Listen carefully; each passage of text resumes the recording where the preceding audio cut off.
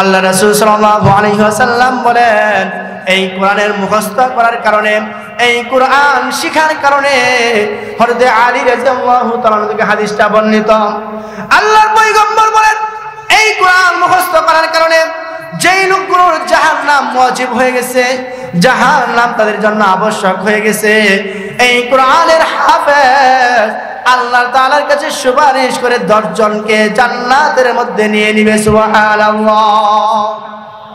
ও মুসলমান, এটা তো বলেছি যে হাফেজ হয়ে যে তার দামের কথা বললাম, হাফেজ হলে 10 জন মানুষকে জান্নাতে নিতে পারবে। অপর অংশের মধ্যে বলেন, যদি এই হাফেজের বাবা মা থাকে, এই হাফেজের বাবা এবং মাকে জান্নাতের মধ্যে এমন দামি পোশাক পরানো হবে, তারা আশ্চর্য হয়ে যাবে। তারা বলবে, এই পোশাক আমাদেরকে কেন পরানো হয়েছে? তারা বলবে, কেন এইসব পোশাক পরানো হয়েছে? এটার যোগ্যতা আমরা না, এটার যোগ্যতা তো আমাদের মধ্যে নাই। কোরআনের বিরোধিতা করেছে, রাসূলের বিরোধিতা করেছে, কিন্তু আল্লাহর হাবিব যখন ফজরের নামাজের মধ্যে, তাহাজ্জুদের নামাজের মধ্যে কোরআন তেলাওয়াত করতেন, আলহামদুলিল্লাহি রাব্বিল আলামিন আর রহমানির রহিম, এই তেলাওয়াতের আওয়াজ যখন কাফেরদের কানে চলে যাইত, আবু জাহেল চলে আসতো তেলাওয়াত শোনার জন্য, উতবা চলে আসতো তেলাওয়াত শোনার জন্য, উতবা শাইবা বড় বড় যারা কাফের আছে, বেঈমান আছে, তারা কোরআন তেলাওয়াত শোনার জন্য চলে আসতো। আবু জাহেল উতবাকে দেখে বলে, ও উতবা, কেন আসছো কোরআন শোনার জন্য? আর আসবা না? আবু লাহাবকে বলে, আর আসবা না তেলাওয়াত শোনার জন্য?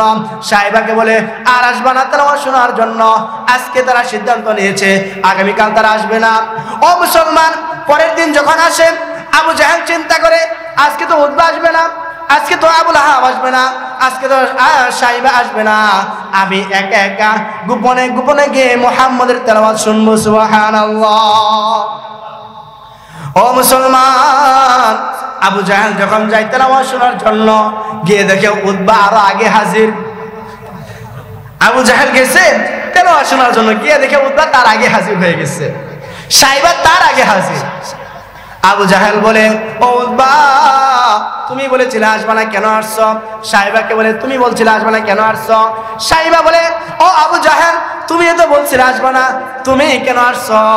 আবু জাহেল বলে, ও আমার বন্ধুরা, মুহাম্মদের তেলাওয়াত এত মধুর, ওর তেলাওয়াত শুনতেই কেমন জানি মনের মধ্যে শান্তি পাওয়া যায়। মুসলমান ভাইজানে আমার, আজকে তুমি মুসলমানের ঘরে জন্ম নিয়া, মুসলমানের ঘরে জন্ম নেওয়ার পরে কোরআনের স্বাদ বুঝলা না, কোরআনের মজা বুঝলা না, আর কাফেররা পর্যন্ত কোরআনের স্বাদ বুঝে কথা বলেন, ঠিক কিনা? ও মুসলমান, পরের দিন একই কাহিনী।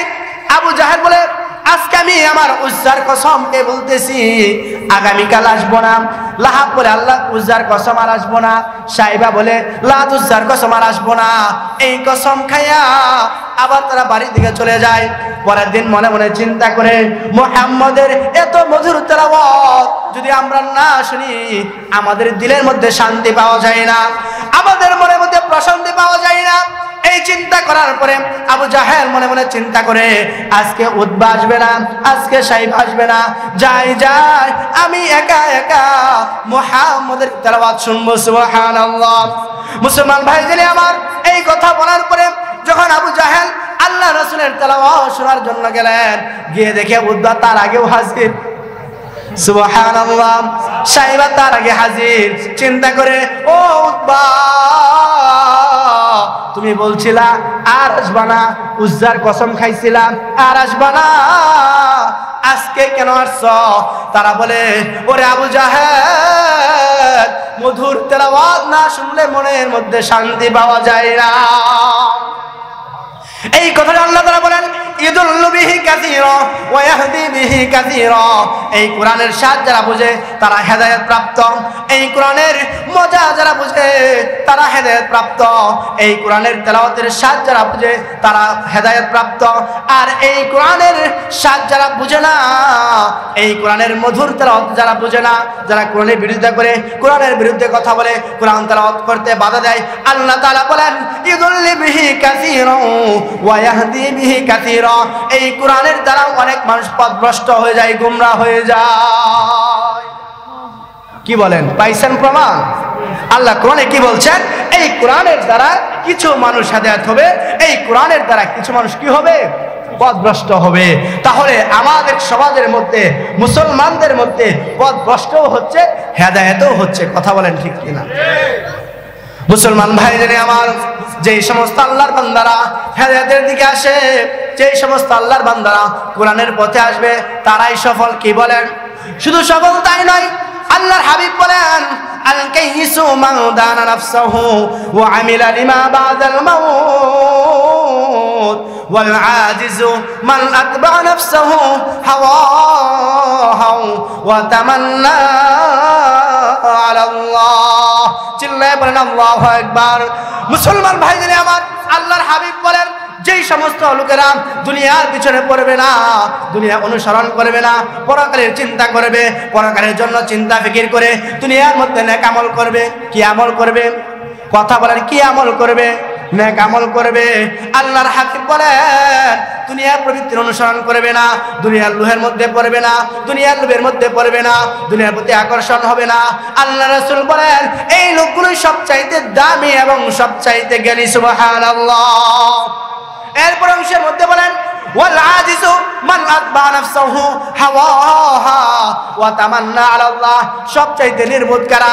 সবচাইতে মূর্খ কারা? সবচাইতে জ্ঞানহীন কারা?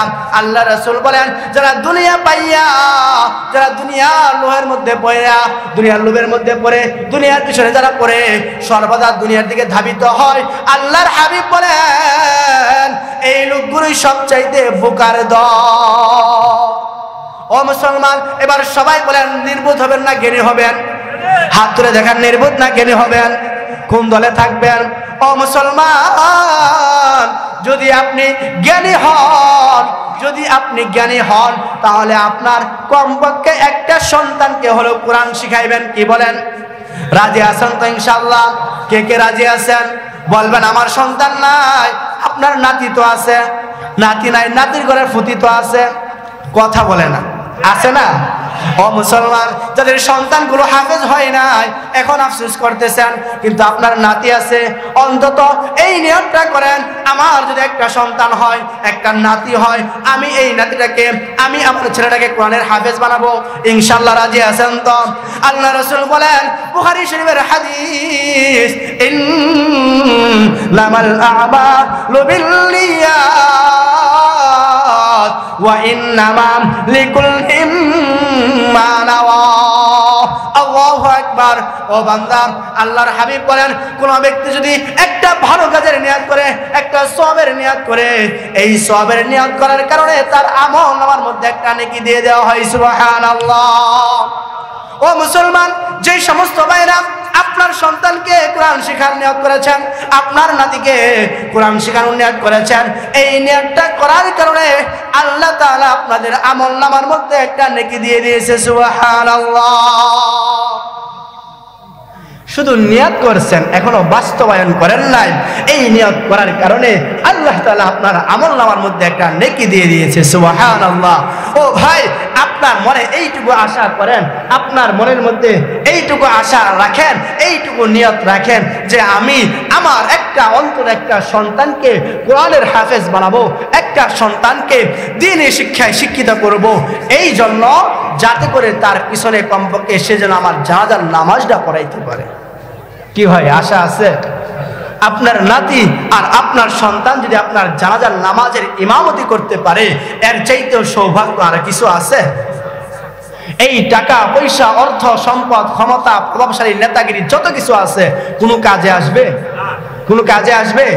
কিন্তু আপনার সন্তানকে যদি কোরআনের হাফেজ বানান, আপনার সন্তানকে যদি আলেমে রব্বানি বানান, মুফতি বানান, এটা কি কাজে আসবে না? আপনাদের পাশে এত সুন্দর একটা মাদ্রাসা, 3টা ছেলে হাফেজ হবে, আরে এই 3টা ছেলের বাবারাই তো সফল। কি বলেন? এই 3টা ছেলে হাফেজ হয়েছে, আজকে পাগড়ি পাবে, এর বাবাই তো সফল, এর বাবা মা এরাই সফল।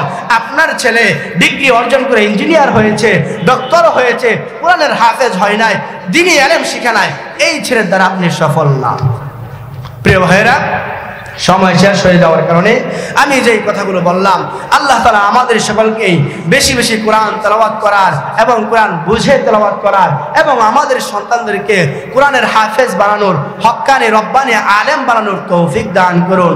আমরা সকলে বলি আমিন। ওয়া আখিরু দাওয়ানা আলহামদুলিল্লাহি রাব্বিল আলামিন।